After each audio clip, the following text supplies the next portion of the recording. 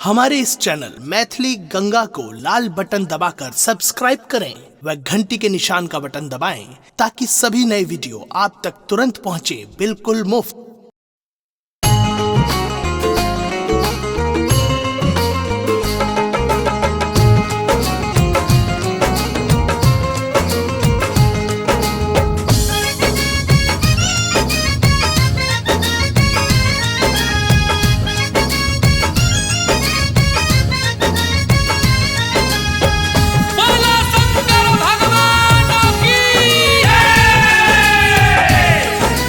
अपने सुन रहल छी गंगा कैसेट की प्रस्तुति। कामर के भार बाबा सहलो ने जाइया हो, कोना पहुँचबै बाबा धाम महादेव हो, कोना पहुँचबै तोहर गाँव। कामर के भार बाबा सहलो ने जाइया हो, कोना पहुँचबै बाबा धाम महादेव हो, कोना पहुँचबै तोहर गाँव।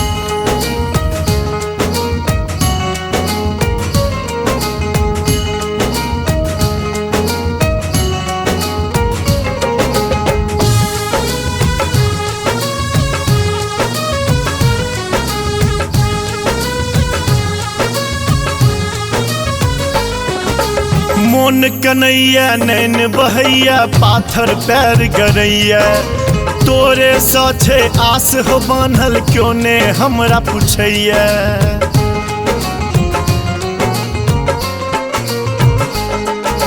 मोन कन्हैया नैन बहैया पाथर पैर गरैया, तोरे साथे आस हो बान्हल क्यों ने हमरा पूछैया।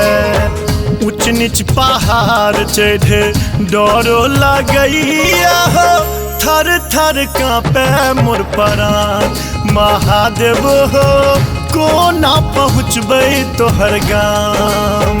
कामर के भार बाबा सहलो ने जाइया हो, कोना पहुँचबै बाबा धाम महादेव हो, कोना पहुँचबै तोहर गाँव।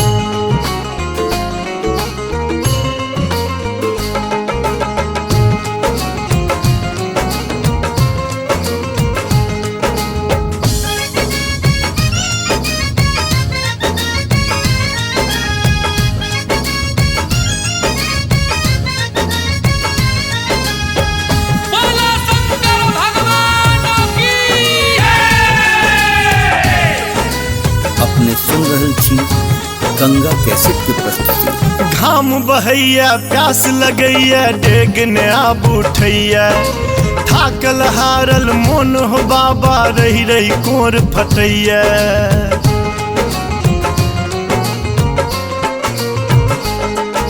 घाम बहैया प्यास लगैया डेग ने आब उठैया, थाकल हारल मोन हो बाबा रही रही कोर फटैया। रौदा चंडाल बाबा आग लगैया हो, जरिए रे गेलै मोर छाम महादेव हो, कोना पहुँचबै तोहर गाँव।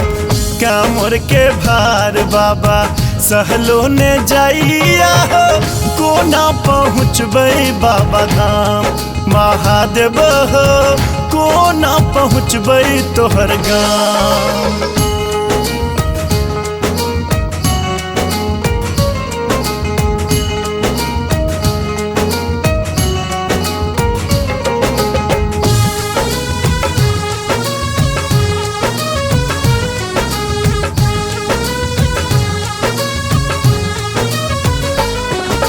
नाम जपै छी ध्यान धरै छी, सुमिरन तोरे करै छी।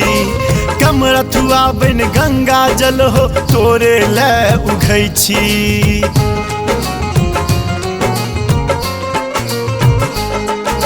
नाम जपै छी ध्यान धरै छी, सुमिरन तोरे करै छी।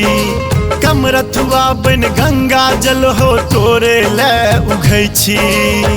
अक्षय आशीष दानी बम सब मांगैया हो, कर हक ने जग कल्याण महादेव हो, कोना पहुँचबै तोहर गाँव। कामर के भार बाबा सहलो ने जाइया हो, कोना पहुँचबै बाबा गाँव। महादेव हो कोना पहुँचबै तोहर गाँव।